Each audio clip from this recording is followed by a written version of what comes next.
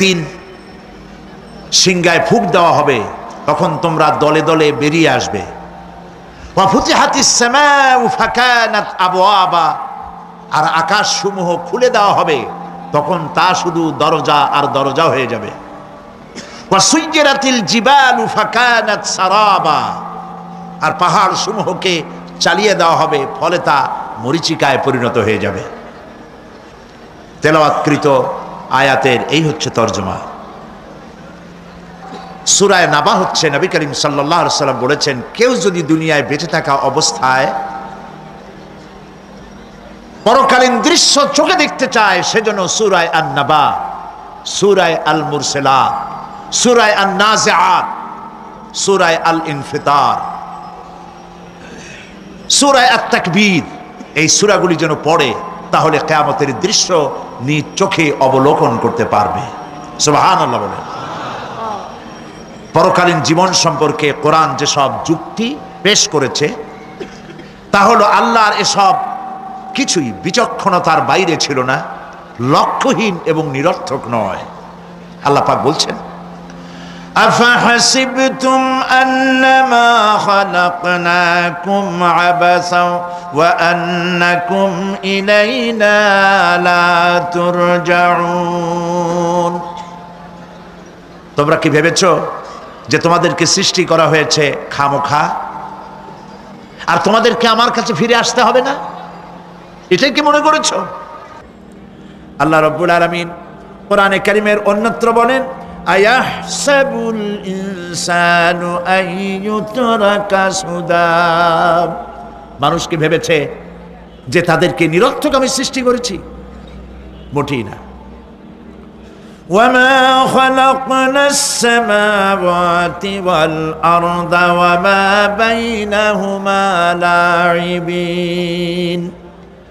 আল্লাহ পাক বলেন, এই আকাশ আর জমিন আর এর মধ্যবর্তী যা কিছু আমি সৃষ্টি করেছি, কোনোটাকে খেল তামাশার বিষয়বস্তু করে তৈরি করি নাই, নিরর্থক করে বানাই নাই। প্রত্যেকটি সৃষ্টির পেছনে বিচক্ষণতার দাবি হিসেবেই সৃষ্টি করা হয়েছে। বিরাট কারণ রয়েছে, খামোখা বানানো হয় নাই। এই পৃথিবীর একদিন শেষ হয়ে যাবে, এই বিশ্ব ব্যবস্থার একদিন পরিসমাপ্তি হয়ে যাবে। এই আকাশ থাকবে না, এই জমিন থাকবে না। বিশ্বাস করেন? আর যারা জবাব দিলেন না, বিশ্বাস করেন? এই আকাশ, এই জমিন, এ মানব গোষ্ঠী কিছুই থাকবে না, একদিন সব শেষ হয়ে যাবে। বিশ্ব ব্যবস্থার পরিসমাপ্তি কিভাবে ঘটবে? কোরআনে কারীমে আল্লাহ রাব্বুল আলামিন পরিষ্কার করে বলে দিচ্ছেন। লক্ষ্য করো কেমনে এই পৃথিবীকে ধ্বংস করা হবে। আল্লাহ পাক কোনো জিনিসকে গোপন রাখেন নাই, ওপেন সিক্রেট, সবগুলিকে খুলে খুলে আল্লাহ বয়ান করে দিয়েছেন। এই পৃথিবী আল্লাহ রাব্বুল আলামিন কেমনে ধ্বংস করবেন, কেমনে কিয়ামত হবে, বিশ্ব ব্যবস্থার পরিসমাপ্তি কেমনে হবে। আল্লাহ পাক কোরআনে কারীমে বলেন, ইযাস সামাউ ফাতারাত ওয়া ইযাল কাওয়াকিবু তাসারাত ওয়া ইযাল বিহারু ফুজ্জিরাত ওয়া ইযাল কুবুরু বুসিরাত। ইযাস সামাউ ফাতারাত, আকাশসমূহ বিদীর্ণ হয়ে যাবে, দীর্ণ বিদীর্ণ হয়ে যাবে। কাতাইয়ে সিজিল্লিল কুতুব, কিতাবের পৃষ্ঠা যেমন একটার উপরে একটা পড়ে, শুনতেছেন কথা? বইয়ের পাতা যেমন একটার উপরে একটা পড়ে, এভাবে উল্টাতে থাকলে অনুরূপভাবে আকাশ সমূহ একটার পর একটা বইয়ের পাতার মতো পড়ে ভেঙ্গে চুরে চুরমার হয়ে যাবে। সুবহানাল্লাহ। ওয়াইদাল কাওয়াকিবু তাসারাত, সমস্ত তারকাগুলি বিক্ষিপ্ত হয়ে পড়তে থাকবে। তারকা, আপনারা কি মনে করেন নাকি যে তারকাগুলি আতশবাজি যেমন ফুটকে ফুটকে ওঠে, ওই রকম কতগুলি ছিটকে ছিটকে পড়বে, চোখে দেখা যাবে, মাটির সাথে কিছুই পড়বে না, এরকম মনে করেন নাকি? তারকা সম্পর্কে আপনাদের ধারণা কি? বিশাল তারকা, কত তারকা! সমুদ্রের বেলাভূমিতে দাঁড়িয়ে বালুকণাগুলি, সমুদ্রের বালুকণাগুলি গোনা যদি সম্ভব হয়, আল্লাহর আকাশে কত তারকা গুণে শেষ করা যাবে না।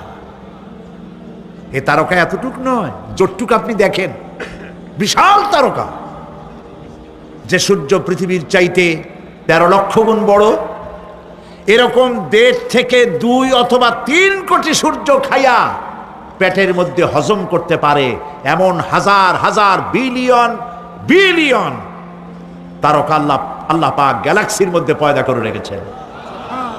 এগুলি যখন ছিটকা পড়তে থাকবে পৃথিবীর উপরে, ওয়াইদাল কাওয়াকিবুন তাসারাত, সমস্ত তারকাগুলি বিক্ষিপ্ত হয়ে পড়তে থাকবে।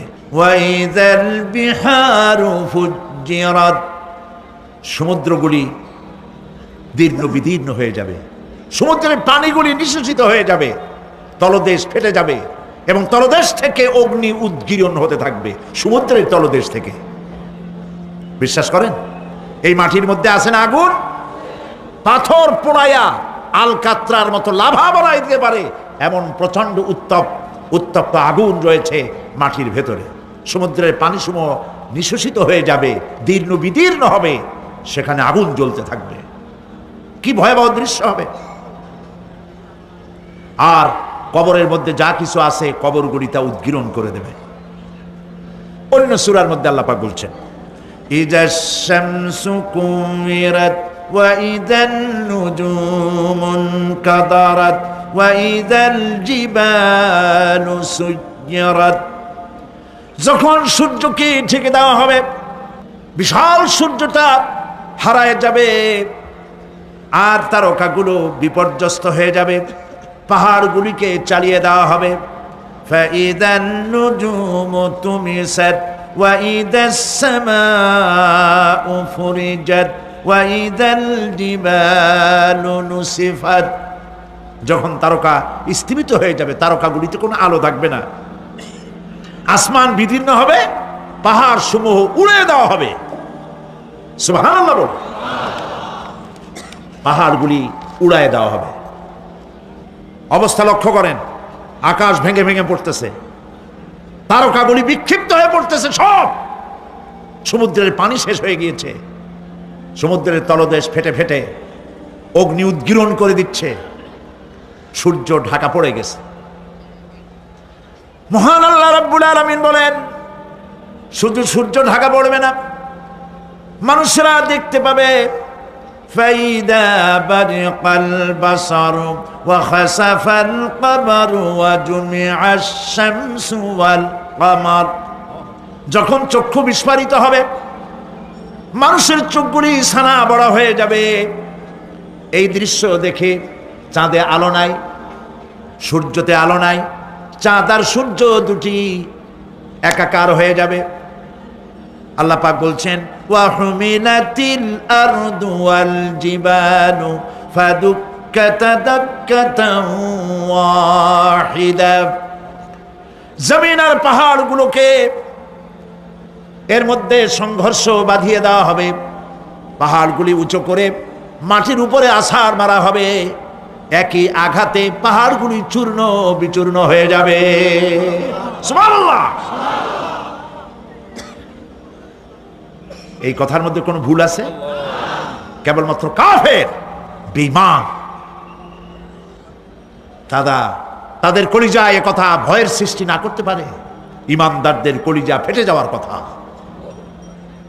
কি ভয়াবহ দৃশ্য!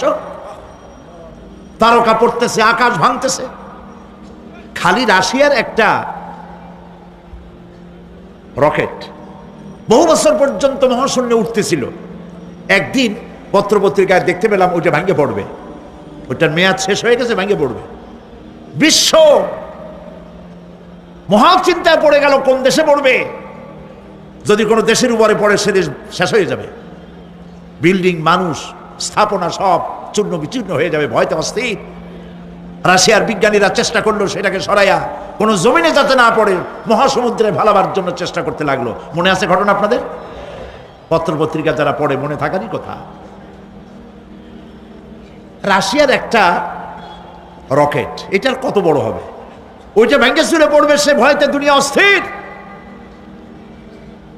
আর আল্লাহ পাক বলছেন, এতে কোনো সন্দেহ নাই, আকাশ একটার পর একটা ভেঙে চুরে চুরমার হয়ে পড়তে থাকবে, তারকাসমূহ বিক্ষিপ্ত হয়ে পড়বে, দরিয়া দীর্ণ বিদীর্ণ হয়ে যাবে, চন্দ্র আর সূর্য ধাক্কা লেগে একাকার হয়ে যাবে, চাঁদে আলো নাই, সূর্যে আলো নাই, অন্ধকার এক বিভীষিকাময় পূর্ণ হয়ে যাবে গোটা বিশ্ব। পাহাড়গুলো উঁচু করে মাটির উপরে আছাড় করা হবে, এক ধাক্কায় পাহাড়গুলো ভেঙে চুরে চুরমার হয়ে যাবে। সুবহানাল্লাহ। এই অবস্থা যখন, এই ভয়ঙ্কর পরিস্থিতি যারা লক্ষ্য করবে, আল্লাহ রাব্বুল আলামিন বলেন মানুষেরা ভয় অস্থির হয়ে দৌড়দৌড়ি আরম্ভ করবে। ইয়াকুলুল ইনসানু ইয়াউমাইদিন আইনাল মাফার।